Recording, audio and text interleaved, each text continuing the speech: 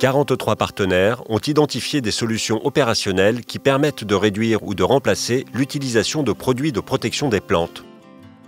Ces partenaires ont défini ensemble le contrat de solution qui regroupe aujourd'hui près de 60 propositions. Les cultures sont exposées à plusieurs types de nuisances.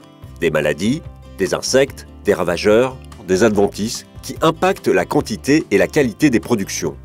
Il est donc nécessaire de mettre en œuvre des techniques de protection des cultures.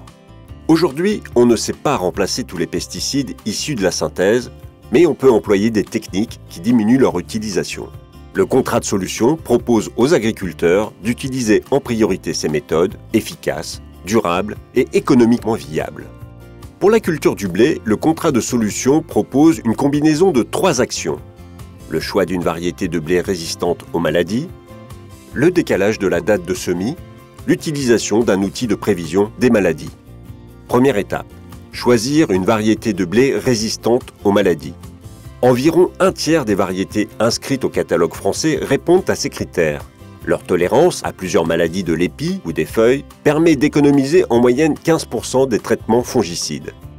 Deuxième étape, décaler la date de semis d'environ 15 jours. Cela procure 3 avantages.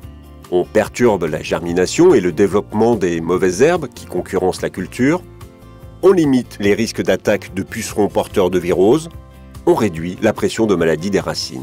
Attention, si ces avantages atténuent l'impact des bioagresseurs, ils n'éliminent pas leur présence. De plus, le décalage risque de raccourcir le cycle du blé et d'entraîner une perte de production. Reporter le semis vers les périodes hivernales, souvent plus humides, limite le nombre de jours disponibles pour intervenir dans les champs. Il faut donc trouver un bon compromis pour agir sur les bioagresseurs sans amputer le potentiel de la culture.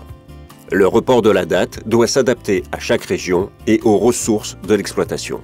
Troisième étape, utiliser un outil d'aide à la décision. Aujourd'hui, un OAD peut prévoir en temps réel l'arrivée des maladies. Comment? En combinant des données climatiques, des renseignements sur la parcelle et sur le développement des maladies selon des règles validées par les instituts techniques agricoles.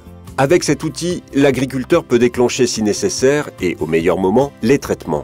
Un OAD permet d'économiser entre 10 et 20% des applications fongicides. Grâce à cette stratégie en 3 étapes, il est possible d'économiser entre 20 et 30% de produits de protection au cours d'une saison selon l'année et les situations.